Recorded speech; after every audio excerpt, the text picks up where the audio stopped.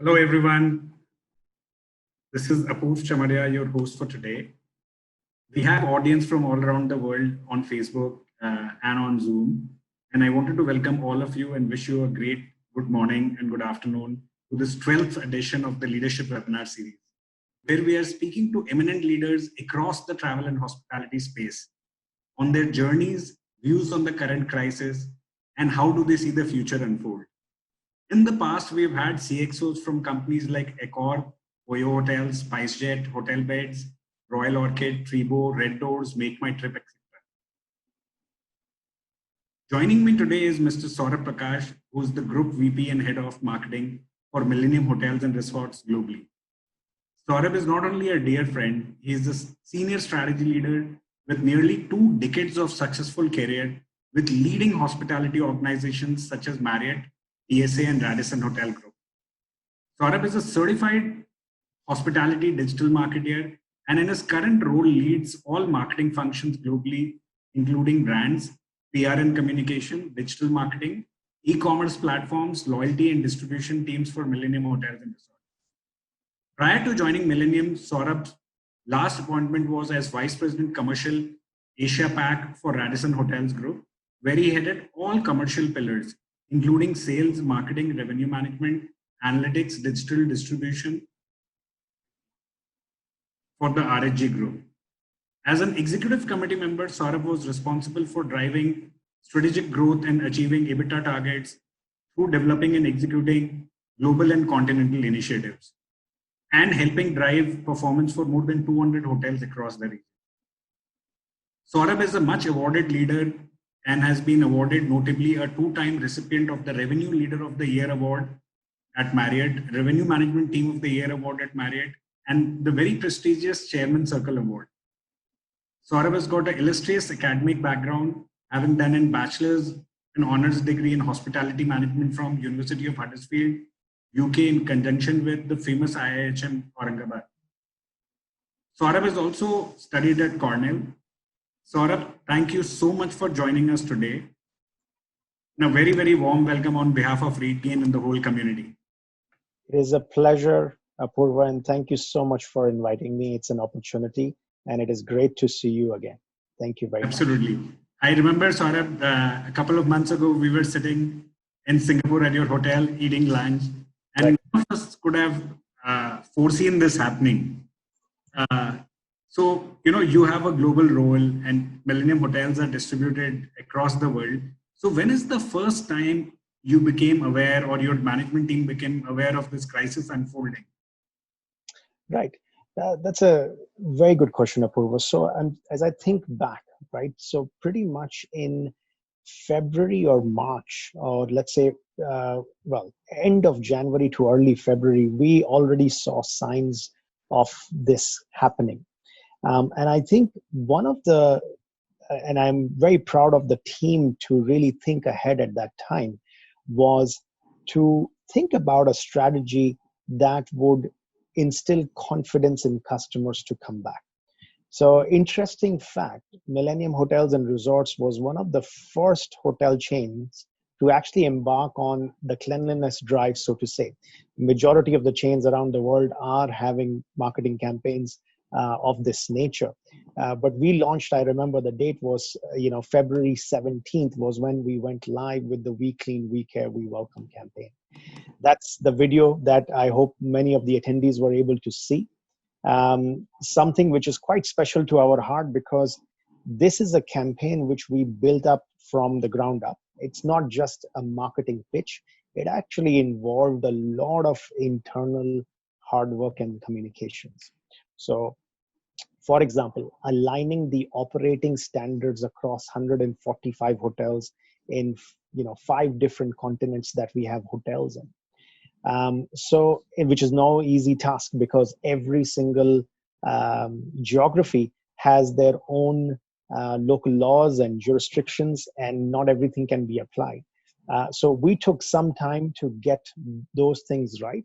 But I have to say the teams did a fantastic job in pulling it together.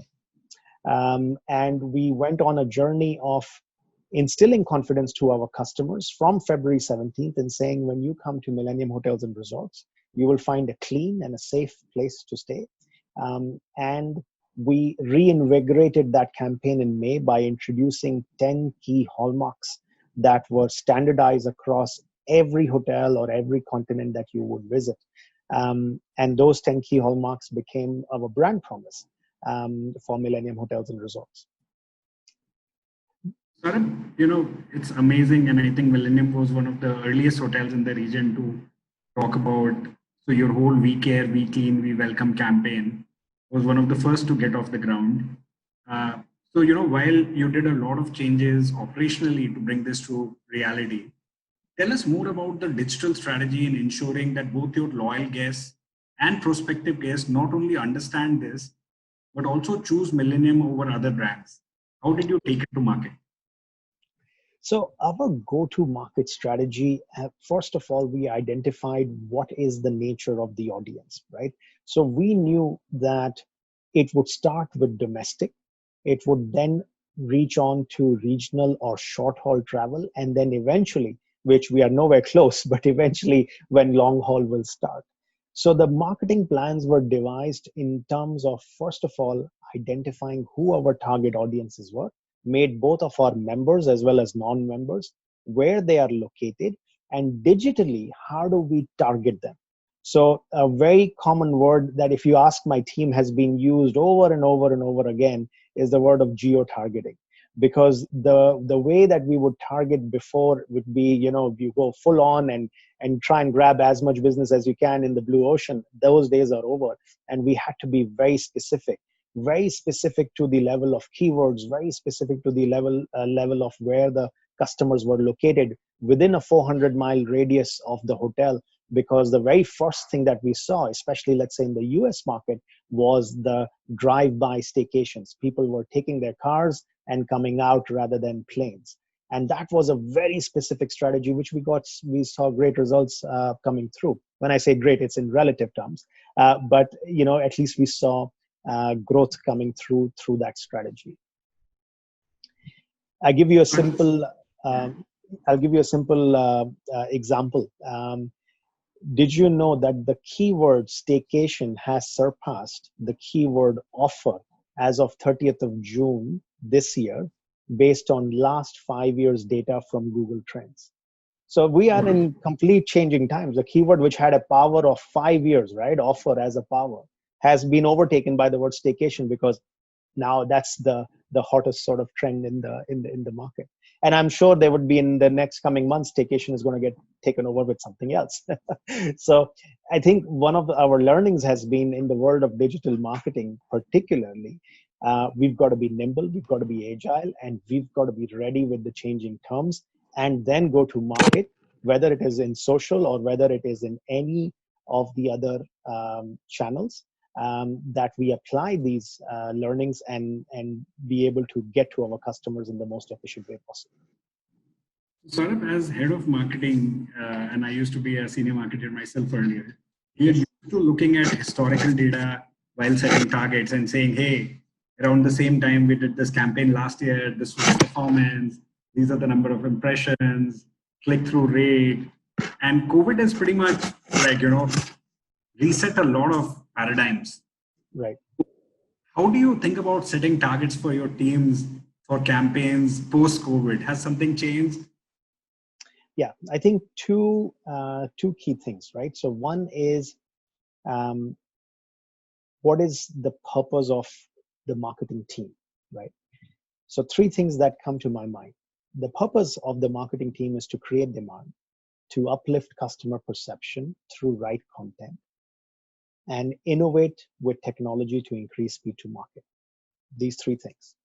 We measure through impressions, reach, awareness, and conversion. Very clear, right? So we've got three key KPIs and we have a measurement. When I talk about measurement, we cannot look at last year anymore, because last year is out of the window, but we can look at a baseline of pre-COVID levels. So specifically to, let's say, the as we call it internally, WCCW, which is We Clean, We Care, We Welcome. When we looked at our campaign, we said, what were we doing from campaigns before this campaign, and what was the baseline? So in a normal year, we would do X million in a month. Now we are at here. and we would ramp up based on that baseline and set targets to, do we achieve 20% of the baseline, 30% of the baseline, 60% of the baseline? So for example, we are optimistically targeting that we would reach close to 60 to 70% of the baseline by November of this year across across Millennium Hotels and Resorts. And that is something that keeps our teams going. And we have a very clear target of how do we want to go with the digital channels to try and achieve those goals.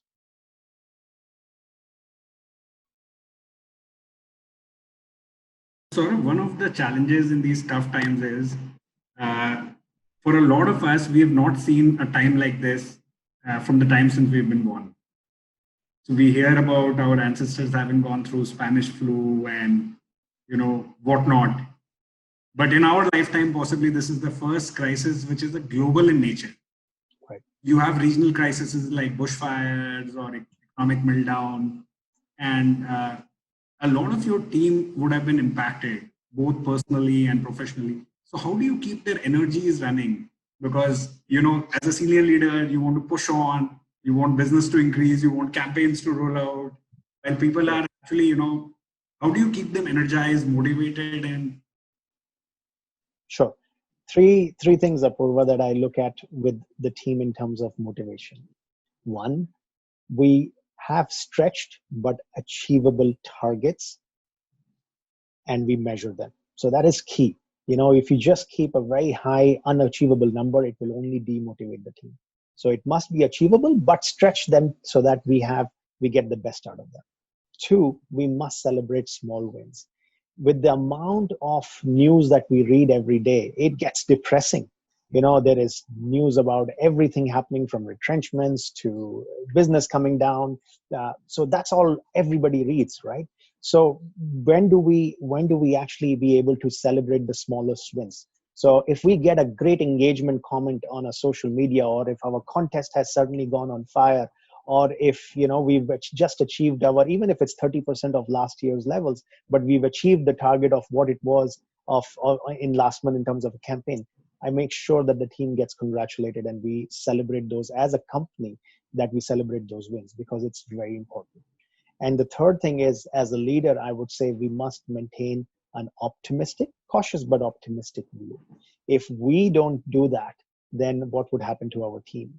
So those are the three I would say is very close to my heart. Thank you, Saurabh. And I think a lot of us can learn from all these three perspectives. Remain optimistic, celebrate small wins, and set realistic but aspirational targets. Yes. Thank you for that.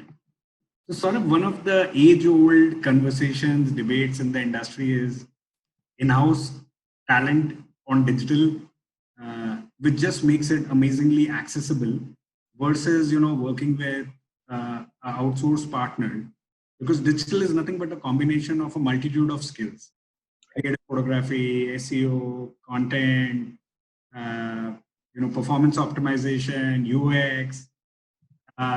So a lot of people are divided into camps, and I've been talking to a lot of leaders. Right.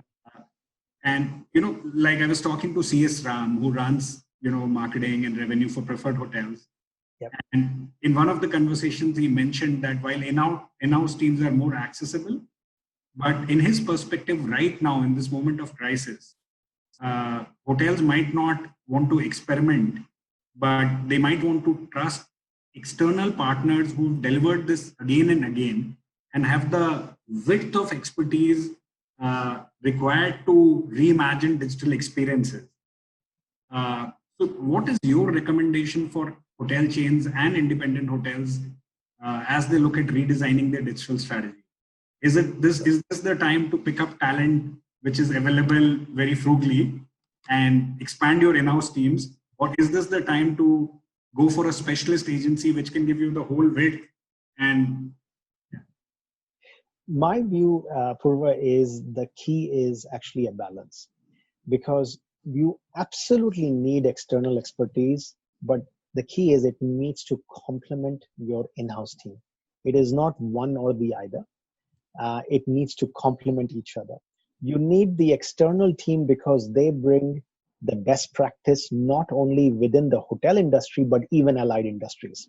So if we have the right partner, they would have a breadth of travel, or they would have a breadth of even, if it is food and beverage or credit cards, whatever those sectors is. But you can learn so much on how different companies are acquiring customers, because the kind of campaigns or ideas that come to the table would take encompass that knowledge.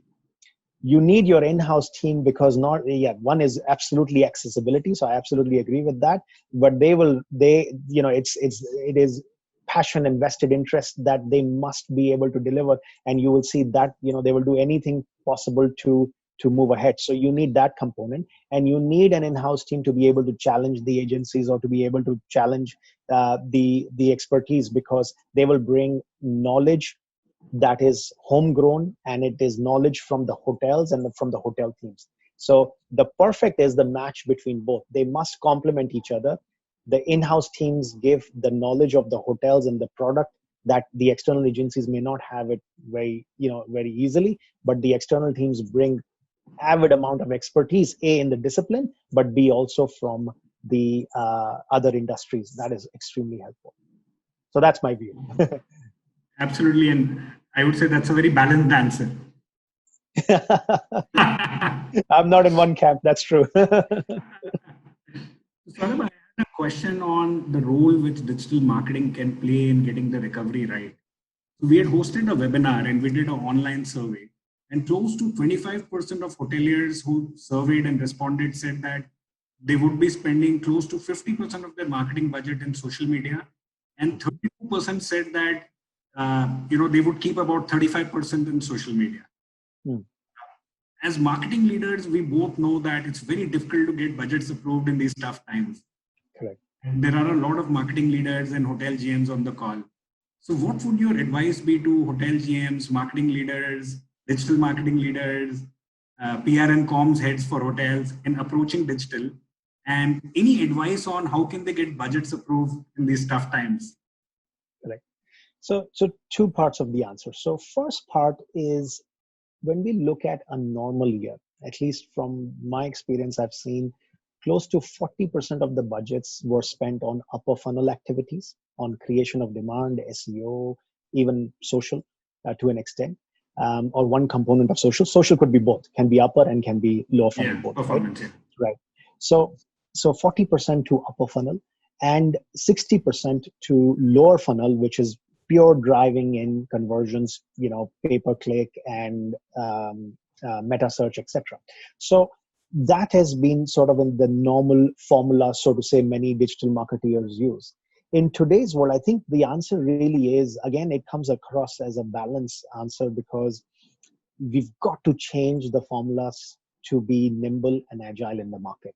If we are struggling to deliver revenues in today's state, then one part of it is really that, yes, we must change that methodology to go much higher in lower funnel, and go even as high as 70-75% in lower funnel, and reduce upper funnel activities to drive conversion, so that you can get, as they always say, get the cash registers ticking, get the revenues in. But to your point, there must be a long-term view too. And that long-term view is that if you don't create demand for future, then there won't be much to convert very soon. If you spend all 100% on lower funnel activities, you won't be converting much as well. Mm-hmm. So the key is balance. It is on months which are absolutely critical, where you just need the cash register sticking to pay off your bills and to pay off keep the, let's say, the boat afloat, so to say. You've got to go up to 70-75, but then rebalance it at the right time. When we are seeing now, let's say, staycations are opening up, markets are opening up, we must change gears, because if we don't create that upper funnel demand, we won't have much to convert. The second part of your question is, how do we get GMs, or how do we get senior management to approve budgets? The answer really is how we present the data. These are data-driven decisions. They should not be emotional decisions. They need to be objective. We need to show the data and say what would happen, and do a simulation, just exactly to my point earlier. If we spend everything on a lower funnel activity, what will happen this month, but what is likely to happen in the next 3 months, as opposed to 60-40 approach or even a 65-35 approach, and then show where do you get or where do you forecast to get a higher return, ROAS, as well as revenue. At the end of the day, business managers and leaders, whether GMs or senior leaders or AVPs, etc., they will understand the language of revenue for sure, and they will understand the language of ROIs. And I always, one of the things that I always encourage marketeers in general to do: look at your department and division not as a cost of sales, but as an ROI based. So, for example, if you have a 14% cost of sales, it's the same way of another way of saying that is you are getting $7 for every dollar spent. So you're getting a 7x ROI. So it is also about making stakeholders understand what exactly is the ROI from your initiatives and what is the ROI from, let's say, the marketing team and as a whole, and not look at it as purely as a cost of sales. Very, very well said. And I think this change or orientation often helps you get senior management buy-in and investments.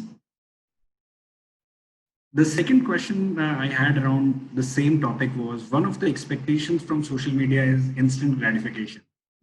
Marketers love it that they can track metrics almost instantly. However, as hotels restart operations, some of them are actually treating this as reopening their properties.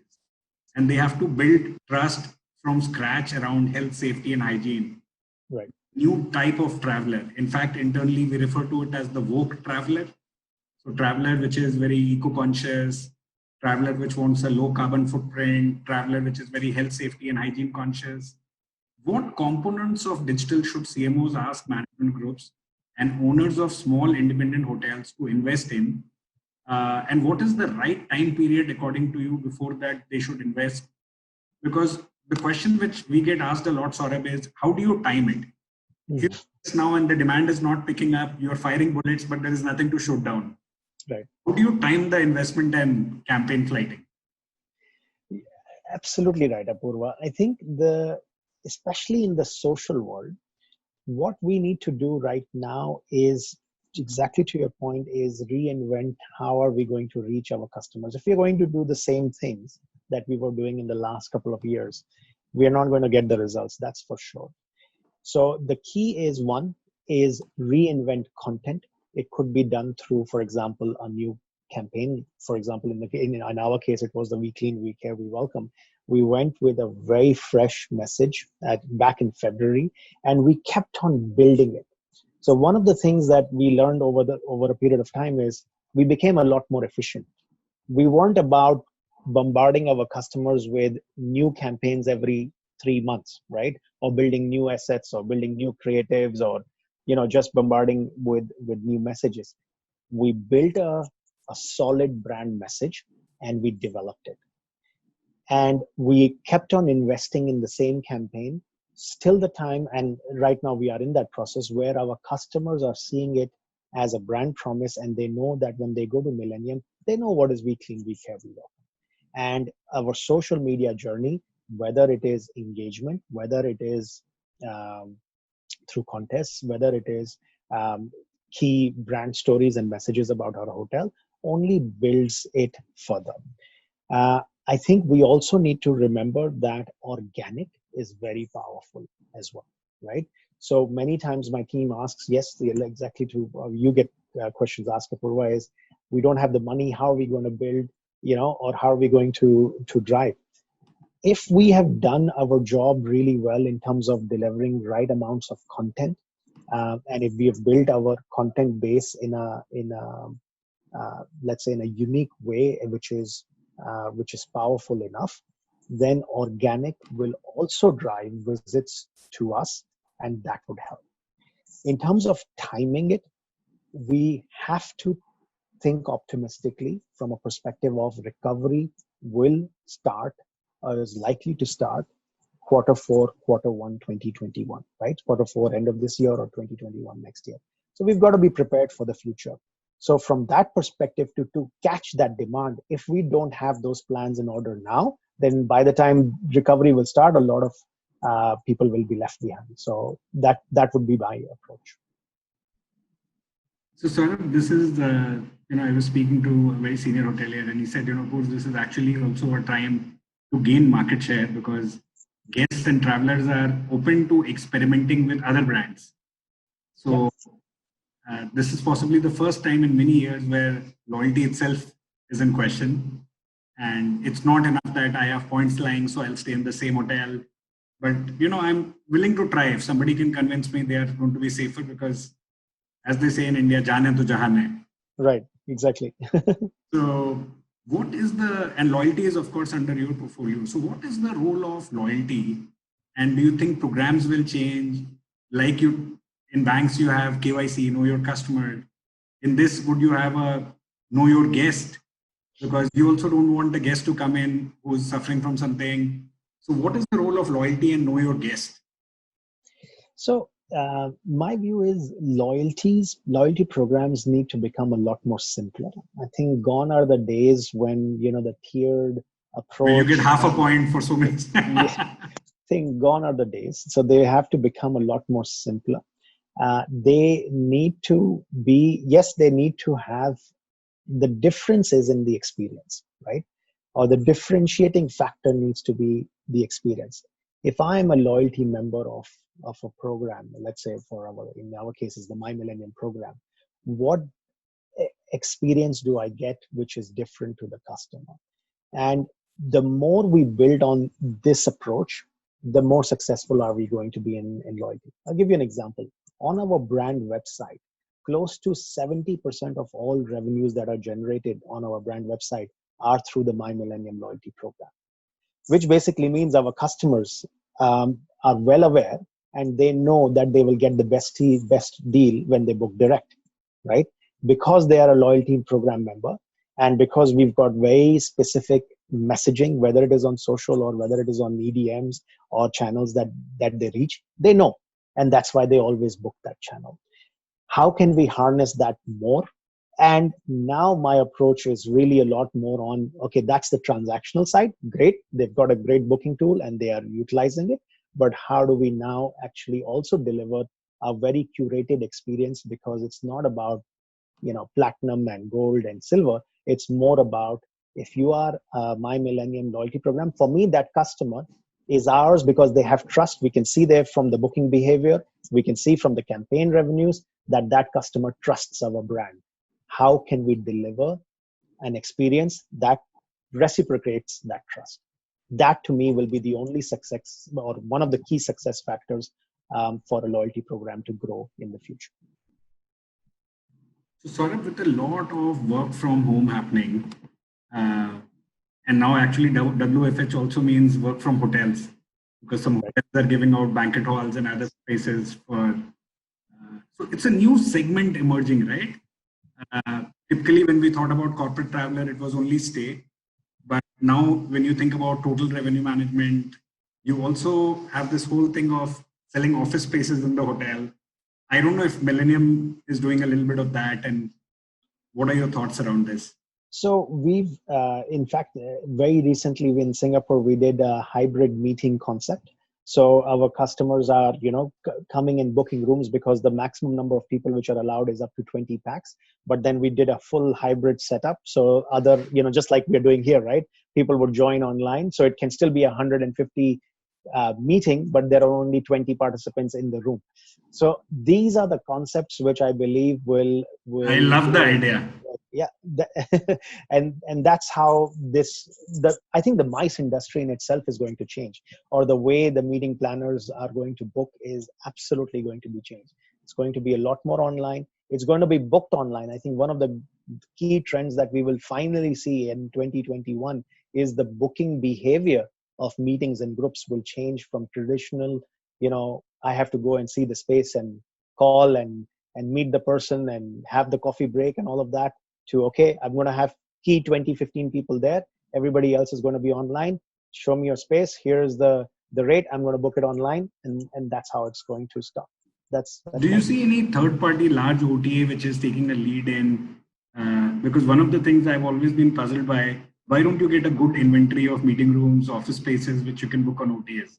Do you That's see true. that coming up? I think in China there is. However, I don't see that much in sort of Rest of the the world. rest of the world. Yes. Excellent, excellent. So, Saurabh, would love to get your perspectives on, you have various segments uh, as the marketing leader of the chain. How do you think recovery will pan out across chains? And I wouldn't have asked you this question as March or April because there was a lot of unknown.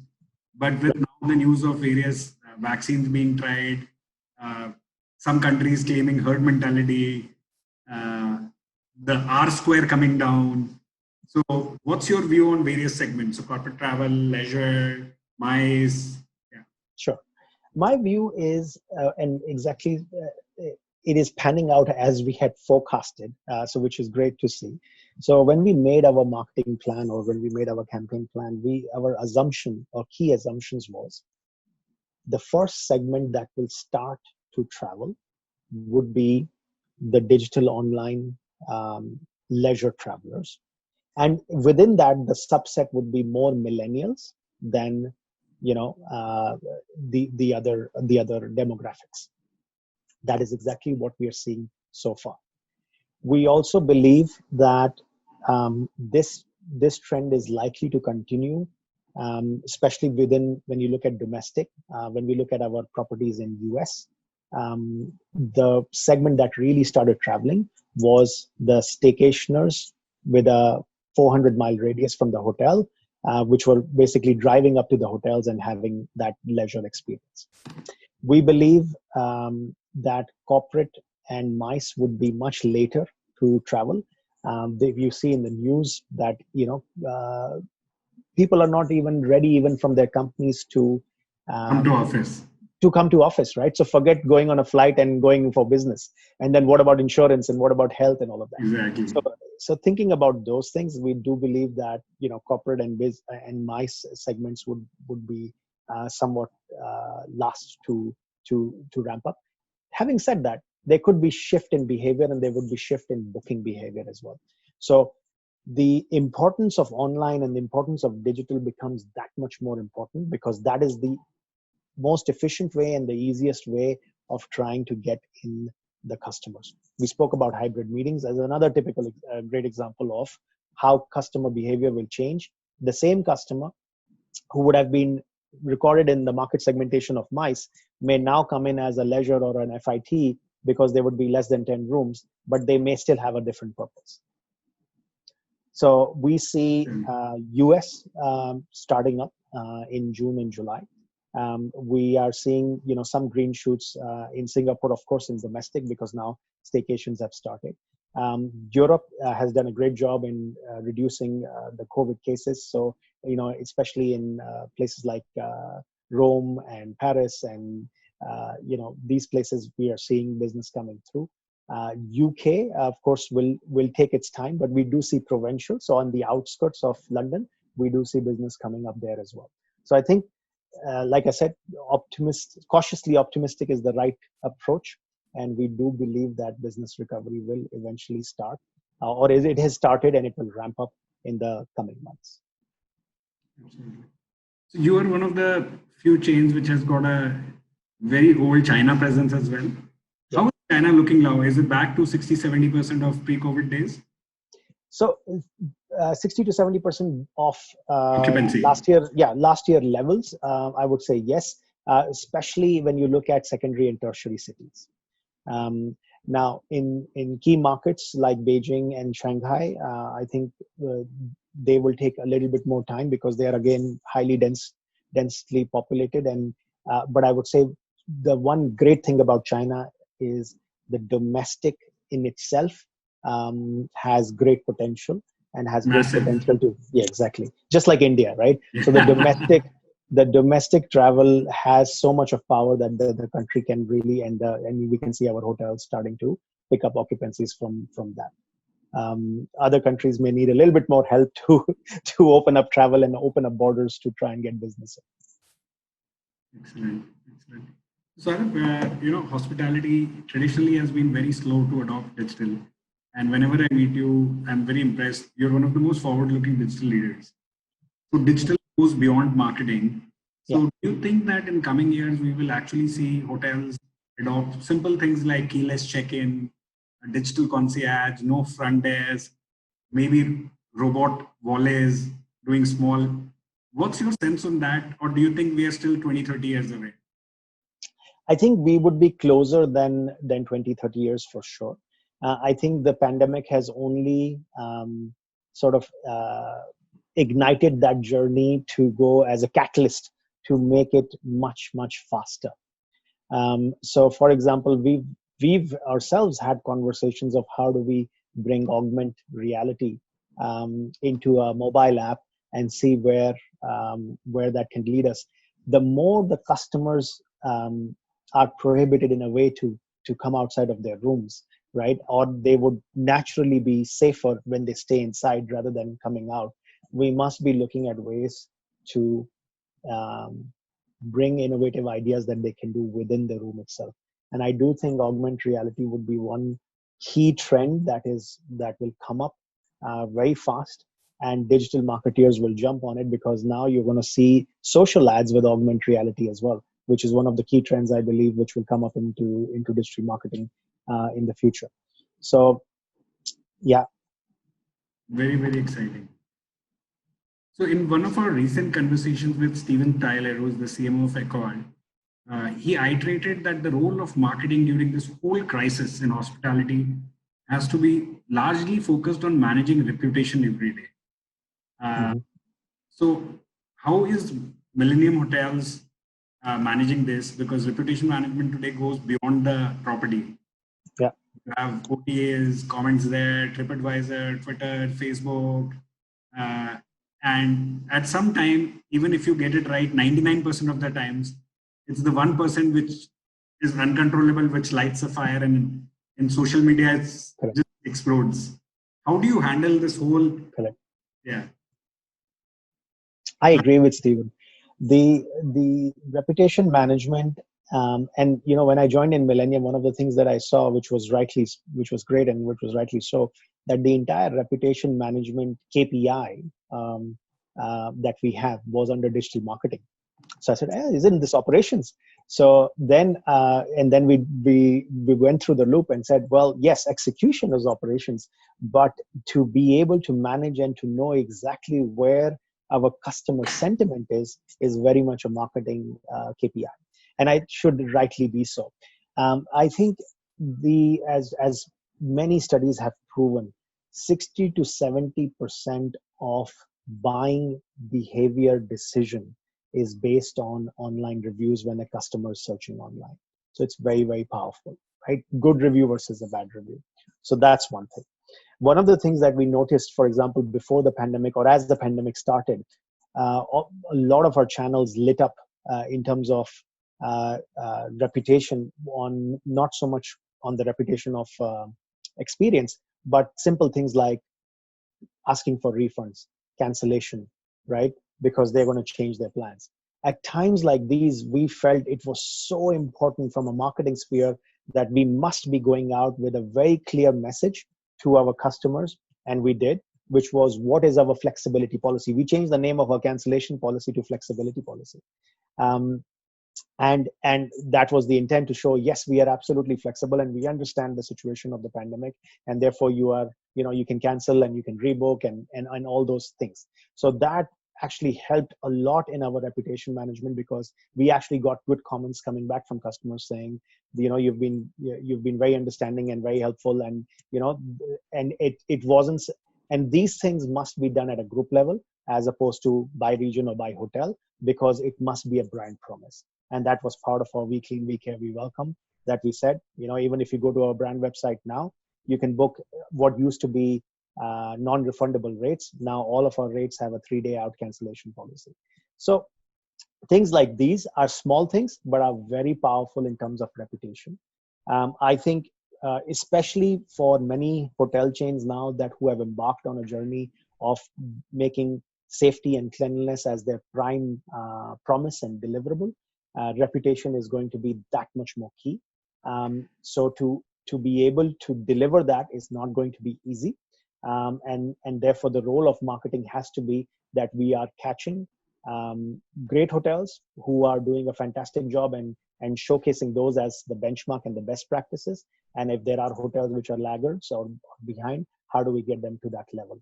But certainly a role of marketing, and which will in turn help in conversion and help in increasing revenues. Saurabh, in times these crises, and rooms are a perishable commodity. So if the day is gone and there's no head on the bed, you can't get it back, right? So is there pressure? And I've heard some CMOs and heads of marketing and hotels tell me there's pressure to run offers to get rid of the inventory. It's tricky because if you're a high-end hotel and suddenly you're running a lot of offers, you might end up saving the day but killing the month, Right. the year, because your brand equity starts getting diluted. So what's your advice here? What is the right balance in this crisis between discounting and running offers to get rid of rooms versus? So this is my revenue management hat many years, because I as you know, know. I've been a revenue manager all my life and went into marketing. So the golden rule that I've always lived by is, when demand is down, you don't drop price.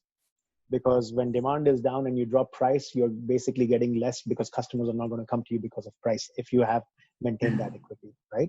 So of course, it doesn't mean that you are outpriced in the market. As long as you have a rate value matrix Adequately, and yeah. you're adequate and you are at the right positioning, then absolutely there is no need to jump on every single offer. Now, from a marketing point of view, this is exactly what our learning has been, and it has been so very efficient, because we made one brand offer campaign, right? We Clean, We Care, We Welcome was our brand anchoring campaign. There were offers under that. We've got the Stay Safe offer in the US. We have staycation with us in UK and Singapore, and in China. So it was very clear that we will just go with one key message and one key offer, which is the customer facing offer. And it made it so simple and efficient, rather than every hotel or every region trying to go and say, hey, let's make this and let's do this and let's do that. Because the more number of offers that you do, you have the same pot of money and it gets divided into that many more, right? As opposed to keeping one efficient way of thinking and then using that pot of money to bring as much awareness, reach, and demand to that same campaign. So to us, that has been a great learning and a great best practice that we've applied, and it's been I would say it's been successful and on the right track. Thank you for that, Saurabh. Now let me ask you a little bit more personal questions about you. And Sure. Saurabh, with this whole stay of home, travel, how do you keep yourself fit, motivated, energetic? What are some of the rituals which you follow in your daily routine, which all of us can learn from? Right. So when I get up in the morning, so one of the first things, after freshening up, is I run. So I do basically 4 to 5K. Now, the interesting story here is many people run, and when the pandemic, happened and we were all at home, I stopped, right? And I said, okay, well, and then I didn't feel good at all. Then one day I just got up, and within the living room, from the window of the living room to the kitchen, I started running back and forth. And I said, let's see if this works. And within half an hour, I could see that I made my 4-5K that I had usually as a target. And I said, this can be done. You don't need the open grounds and you don't need the jogging tracks and all of that. And ever since that day, and it's been almost 2.5 months, I've been running in my living room. So it works. So anybody who gives the excuse that because of the pandemic I can't do my exercise, well, there you have it, right? I'm going to ask your neighbors who stay below you. Yeah, that's the problem. Yeah, wear your running shoes so the impact is less. That's for sure. When I sleep, I always meditate at least 20-25 minutes, chanting and meditation. So that's my key. That is my, so to say, positive energy time. No matter what has happened in the day, that is the time when I would go into in a complete positive meditation mind and think about everything that we want to do good for the others as well as for ourselves. And third is really just the right eating, especially in the pandemic. I've been very blessed to get all the great lovely cuisines from my wife. So I had to really control. But the third thing really is, for example, me as a ritual, I would not eat carbs or less carbs on weekdays. On weekends, I become a little bit more naughty. But those are the three I would say that I try and do to keep myself fit. So we've worked in different countries with different leaders. Uh, would love to know what are your top three learnings in your professional career? And what are the three leaders you've really enjoyed working with and why? Okay. I hope I'm not putting you on a spot. No, it's okay. I think that nothing wrong with that. I think I've been very privileged to have absolutely fantastic mentors across in my career. Okay. The I would say if I go back to my early days, one of my earliest leaders, whose name is Gautam Bandari, who's from Marriott, who used to be in revenue management, now in development, um, taught me the the importance of the balance between EQ and IQ. You can't have one or the other if you want to be a successful leader. You've got to be in a way that you have balanced both, and you are able to deliver, whether it's people or whether it is business. You've got to have a very strong IQ and be at ace at your technicals, but equally delivering EQ and being able to manage people. The second one, I would say, I would give credit to my current leader from Millennium, who's the CEO and my boss, is what gets measured gets done. If we don't measure what we are doing, if we don't have a baseline, if we don't have a progress, it is not going to get done, and accountability doesn't happen. So I would say that's been there, and it's been there in many other leaders as well from my past. And the third, I would say, is culture. We must have a culture of people and performance. Both are very equal in my view, in terms of the impact. If you have great performance, but we don't take care of our people, the culture of the company will go down, and vice versa is absolutely true. So that balance is absolutely important. Something that I would credit Katerina from Radisson on that. So I think being very lucky, great leaders. Great mentors. Those are the three that I would say are top of mind of my head in my learnings over the years. Completely agree, and I've had the good fortune of meeting all three of them. In fact, last year I was speaking with Katrina at a conference, and we were hanging around near the bar in the evening with Ian, me, Katrina, and it's amazing. She was talking about how she moved from development to basically a P&L role and running the region. And what really struck me was the deep humility she had. Right. Very, very. So we are nearly out of time. I wanted to leave time for Q&A from the audience because I know a lot of people will have questions. So people on the call, feel free to send in your questions. We'll try to take as many as we can. Can't promise all. And in case some questions are left, I'll compile it and send it to Saurabh so that he can look at it and get back when he has time. So let's open for Q&A.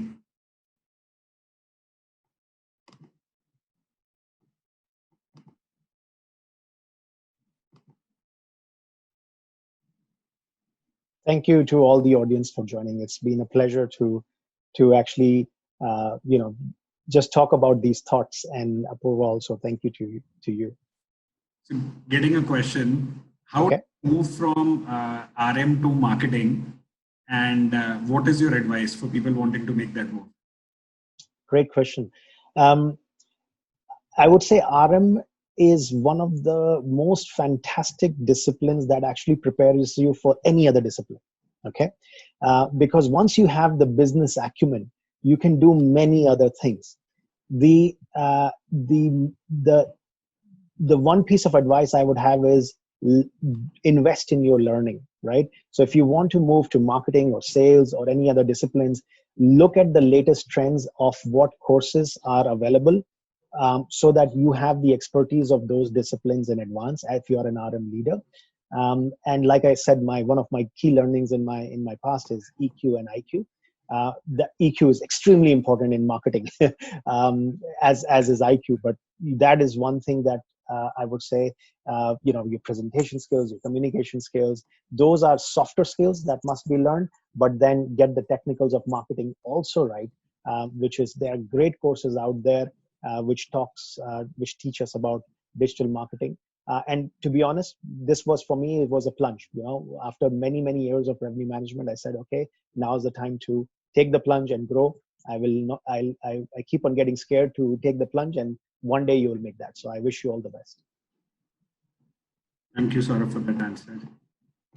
So we have another question, which is, can you tell us which is the most memorable campaign you've seen? It could be from your brand or otherwise, and in hospitality, of course. And what really struck you? Good, great question. If I were to say, I think if I think about a most powerful campaign, then I would say I would actually give credit to, if I look at the industry, right, overall, was Hilton when they did the stop clicking around, and they really put in a lot of effort into trying to book direct. So that was one huge one, I would say, was really nicely done. Very selfishly speaking, I would say in my career, I would actually attribute the current one, because it is one particular campaign that I've done in my life where I can confidently say that if you go to any Millennium hotel across the world, they would know what we are talking about. To get that kind of synergy and alignment across 4 continents or 5 continents is not easy. So I think that is, when you have a brand promise, a brand campaign, and everybody is following it, I think, in credit to the leaders and the teams who have actually made it possible. So I would say it's definitely going to be very memorable.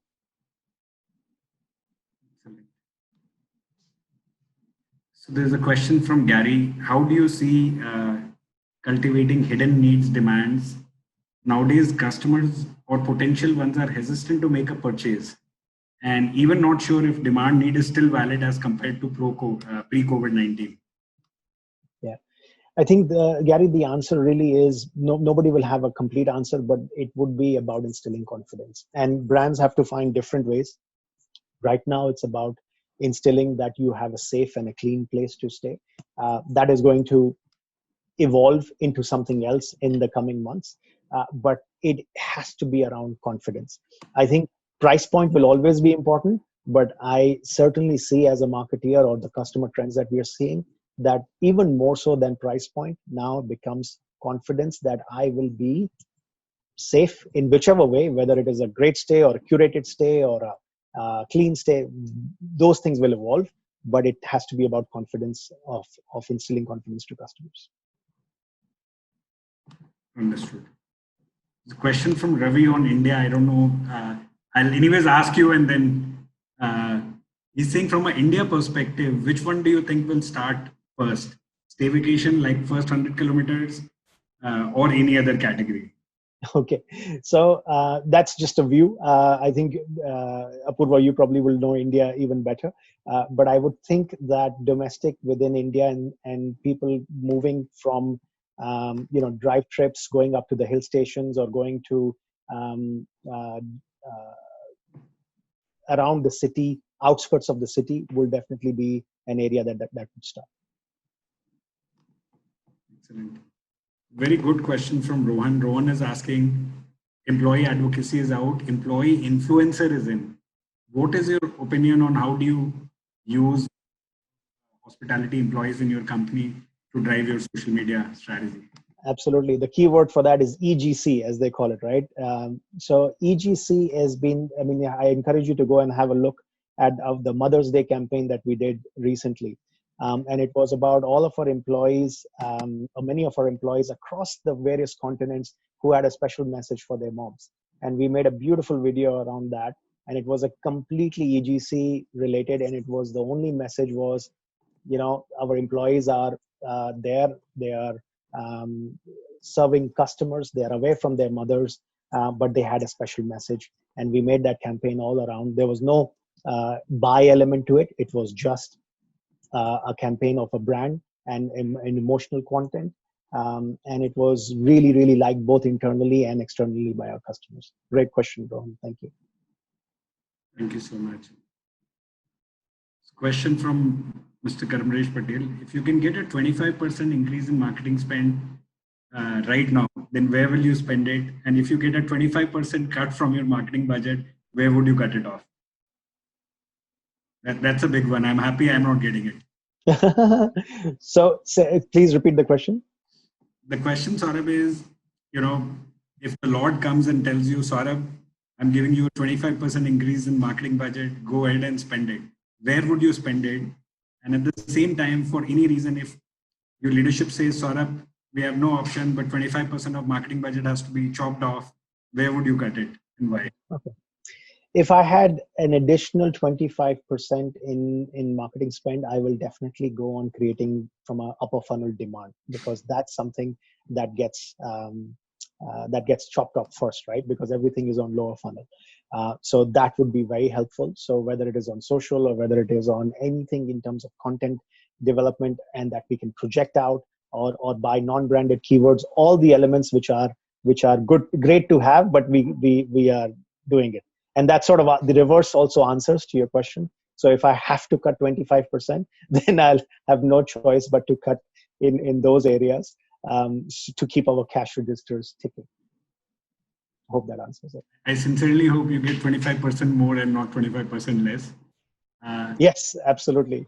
Fantastic guest. I've always enjoyed meeting you, learning from you. And at RateGain, we really value and appreciate the partnership which RateGain and Millennium have had for many years.